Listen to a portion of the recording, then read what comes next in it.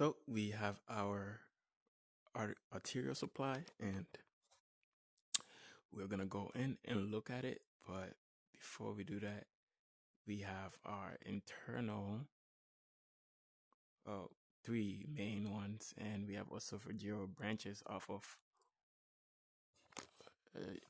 inferior thyroid artery. I don't know why that escaped my mind. So we have esophageal branches of the inferior thyroid artery, and we have esophageal branches of the aorta. And when we get to the lower part of the aorta, we're going to have our left gastric vein, which comes off our celiac. What am I talking about vein? Left gastric artery, which comes off our celiac artery. And it will supply or have esophageal branches on there too. Now, before we do that, let's locate our brachiocephalic. And then we have our subclavian. So in our subclavian artery, remember when she was saying that for all these arteries and veins, you want to know what they connect to or where they come from. So when there's a damage to one of the arteries, you know what areas won't be getting blood supply. So we obviously talked about our pharyngeal arteries and veins earlier. So we have our right subclavian, or I should say our left. It's fine. So we'll do the right, and on the right we have our thoracocervical trunk that comes off of our subclavian, which gives off these ones here, suprascapular and all that. So following along on our thoracocervical trunk, we have our inferior thyroid artery. And that one is important because it will give off esophageal branches that will help supply the upper portion of the esophagus, which is right back here, the cervical part.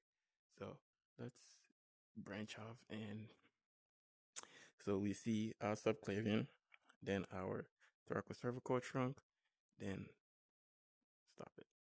inferior thyroid artery will come off of a thoracocervical trunk, which then goes into the thyroid gland to supply it, but it also gives off branches that supply the cervical part of the esophagus. That's the top part here.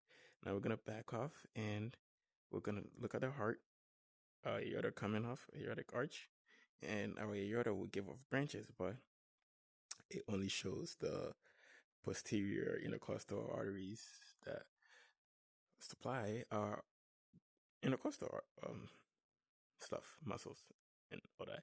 Anyways, so it would also have branches off of the anterior part of the thoracic aorta, which will supply the thoracic part of the esophagus. But in this model, they don't do a good job of showing everything. Look at that, this one, a bronchial artery just hanging out somewhere. Anyways,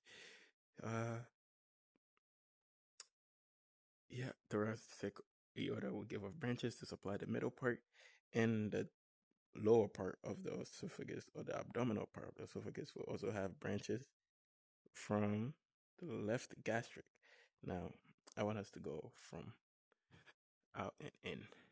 So we have our GI, we have behind his heart, we would have aorta going down, not aorta, esophagus going down and connecting to our stomach. So we will go into our stomach. And in our stomach, we can see we have few blood supply. This one is going to be our left gastric, and that would be our right gastric artery. So if we can see, we have aorta coming down, abdominal aorta. We have our celiac trunk, which is very, very short, I might say, because it just branches off a bunch of things and just turns into other things. Anyways, so we have our celiac trunk, and that would give off our left gastric artery. And then we would also give off the splenic artery, which will go supply the spleen. When we talk about ligaments, we're going to talk about the spleno. Let me not get ahead of myself, but yeah, so celiac trunk. And in the celiac trunk, we're going to have our gastric artery, and our gastric artery, left gastric, will supply our lesser curvature of the stomach. And it's important for the esophagus because it gives off this branch called the esophageal branch of the left gastric artery, which will supply the lower part of the esophagus. So that's pretty much it. We have supply from the subclavian, which gives off our thoracocervical trunk. That gives off our inferior thyroid artery, which will supply the upper portion of the cervical part of the esophagus. We know our aorta, which runs right next to our esophagus, which gives off branches, but it doesn't say, what is that? Bronchial artery. Dang it. You're really not going to give me these branches I'm looking for. Anyways, then our last part would be our abdominal part of the esophagus, which would be supplied by a good old celiac trunk, given off the left gastric, then given off the esophageal branches of the left gastric artery. All right, so now we're gonna go into our, how many we have? Veins, and as we know, our veins and our arteries run parallel to each other most of the time. So we're gonna take, we can leave it up.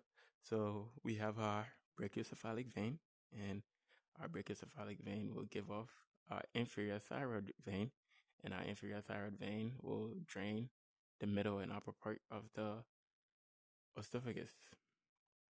So there we have that one, and let's see. I think that was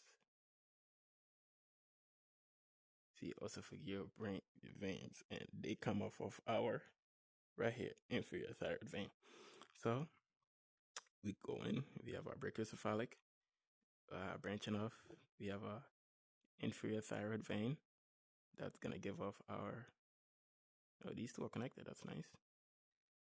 It's gonna give off our. Who are you? And what do you want? Iro, Zuko. Never mind.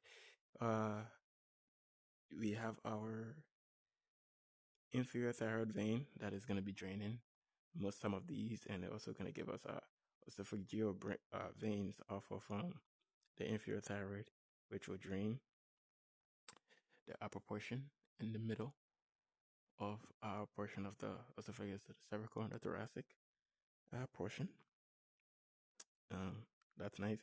We also have a zygous vein here, and our zygous vein running next to our esophagus will help drain our esophagus. So that will give off some branches to drain the esophagus. I don't know if they mention any of those. No, they don't. So as we go lower, we're gonna have a hemiazygous or accessory hemiazygous, and a hemiazygous would be lower. If we go deeper, I think it's you. Don't be shy. But that also gives off some branches to drain the esophagus. So there we have it. We have you are not what I'm looking for. Nope. Yeah. So hemiazygous. We have azygous. We have esophageal branches that's coming off of inferior thyroid vein. Esophageal branches coming off of inferior thyroid right here. You are just being annoying. Inferior thyroid that comes off of that becomes our brachiocephalic, because in venous drainage it's reversed. Things don't really come off of things, they become. So I guess you could say our esophageal veins becomes our inferior thyroid vein, which then becomes brachiocephalic vein that drains into the superior vena cava with this also. So now we have the upper and middle parts of our venous drainage, and we're gonna go to the lower portion, and similarly to before, let me double check. Venous drainage, brachiocephalic vein, inferior thyroid vein, azygous vein, left superior intercostal vein, left superior intercostal vein. I think we forgot that part. And yeah, the last one is pretty easy. So before that, I think I located that one here. It's not you, but still check.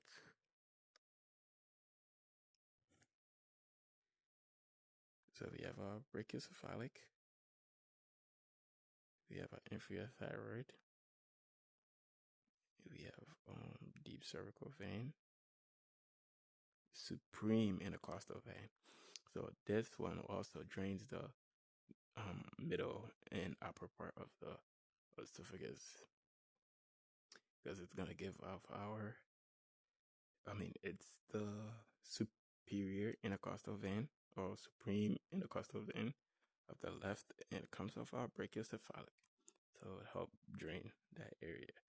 Now, just to make sure I know, okay, so that supreme intercostal vein comes off the brachiocephalic. So it's kind of similar on the left side and the right side. We won't have any interesting questions from there. So now our last part, which would be our drainage of the lower part of the abdomen, esophagus, would approach via the stomach again. And in our stomach, we have our peritoneum covering it. And same, we had our right gastric artery. We're going to have our right gastric vein running right next to it and draining the lower lesser curvature of the stomach. Then we're going to have our right. I'm inside the peritoneum now, and now it won't block me since it likes to block me. So we have our lesser curvature, we have our left gastric artery, and we have our left gastric vein, which runs along that too, and then becomes a superior mesenteric. Oh, yeah, it joins the superior mesenteric. I think I remember that. But so left gastric, and important about the left gastric is that it will give off. Now we are out of the peritoneum, right? Because stomach is intraperitoneum. It's covered by peritoneum on all sides. Esophagus is retroperitoneum. It's not covered by peritoneum on all sides. So you exit the peritoneum, you could see the left gastric vein giving off the esophageal branch of the left gastric vein, and that will drain the lower part or abdominal part of the esophagus. So there we have it with our drainage. I think I'll move into our, that's our spleen. Oh no, duodenum. My bad. Oh, what the fuck? Oops. Yeah, never mind. That pancreas. Right. Tail of pancreas.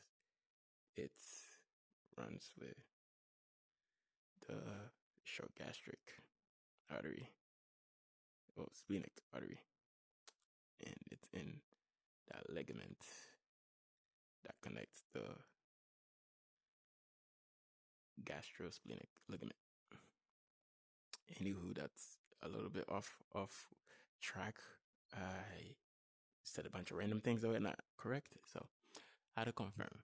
Anyways, there we have it with our drainage and our supply. I'm gonna end it here and move into lymphatics and innervation.